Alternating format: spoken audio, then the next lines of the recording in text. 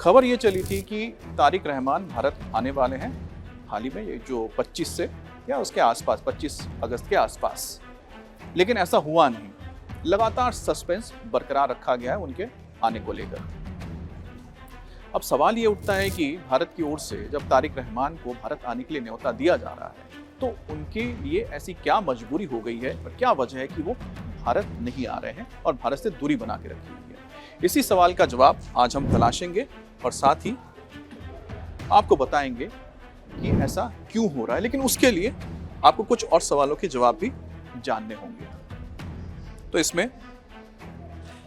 तो आज का हमारा मुख्य सवाल क्या है, और वो है कि भारत से दूरी क्यों है बांग्लादेश की, तारिक रहमान की, उनकी मजबूरी क्या है। तो पहला सवाल इसमें यही बनता है कि भारत आने को लेकर आखिरकार सस्पेंस क्यों है तारिक रहमान का, जबकि भारत के जो हाई कमिश्नर है दिनेश त्रिवेदी, उन्होंने मुलाकात की है तारिक रहमान से, उनको भारत आने का न्योता दिया गया है और साथ ही साथ उनकी ओर से एक पॉजिटिव सिग्नल भी आया, जिसकी वजह से भारत में लगभग तैयारियां हो रही थी कि वो 25 अगस्त के आसपास भारत का दौरा करेंगे और इनका द्विपक्षीय ये दौरा होगा, बायलैटरल दौरा होगा, और जिस दौरान उनको स्वागत किया जाएगा और ऐसा स्वागत किया जाएगा कि वो याद रखेंगे, भव्य स्वागत होगा। ये सारी बातें हुई, लेकिन सस्पेंस अब भी बरकरार है। क्या वो भारत आएंगे या आ रहे हैं? अब सिर्फ न्योता बायलैटरल के लिए नहीं था, यानी कि द्विपक्षीय वार्ता के लिए, मुलाकात के लिए नहीं था, बल्कि साथ ही उन्हें ब्रिक्स सम्मेलन के लिए भी आमंत्रित किया गया है। बहुत पहले आमंत्रण भेजा गया है, यानी निमंत्रण भेजा गया था। दरअसल बिम्स्टेक का प्रेसिडेंट इस वक्त बांग्लादेश है और बिम्स्टेक का भारत भी सदस्य है। उसी लिहाज से बांग्लादेश के जो भी प्रधानमंत्री होते हैं उनको इनवाइट किया जाएगा ब्रिक्स में, क्योंकि वो बिम्स्टेक के इस वक्त प्रेसिडेंट है। अब उससे पहले उनको एक और न्योता भेजा गया कि अगर आपको लगता है कि आपको मल्टीलैटरल एक सम्मेलन में बुलाया जा रहा है तो उससे बेहतर होगा कि आपको हम बायलैटरल विजिट के लिए बुलाते हैं, जो और ज़्यादा सम्मानजनक है, सम्मान देने के लिए है।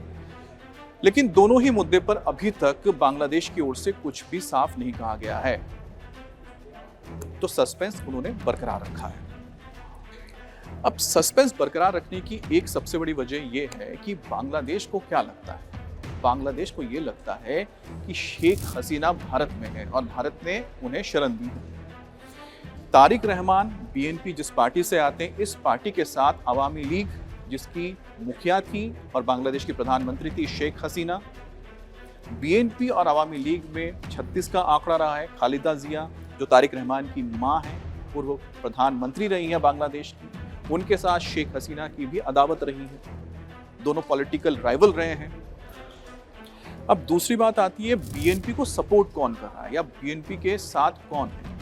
अब बीएनपी के साथ या फिर शेख हसीना के खिलाफ जुड़ रहे हैं, उसमें से एक बीएनपी साथी जमात है, और जमात एक हार्डकोर इस्लामिक संगठन है और कट्टर संगठन ऐसा है कि जो भारत को पसंद नहीं करता है, ना ही वो कभी इसके हक में था कि बांग्लादेश एक अलग मुल्क बने, वो पाकिस्तान का हिस्सा रहे। तो आप सोचिए 1971 से जमात कभी भी इस हक में नहीं रहा कि बांग्लादेश एक अलग देश के रूप में सामने आए, बल्कि उसका हमेशा ही ये मानना रहा है कि वो पाकिस्तान का हिस्सा है और साथ ही साथ बांग्लादेश में एक इस्लामिक रूल लगना चाहिए।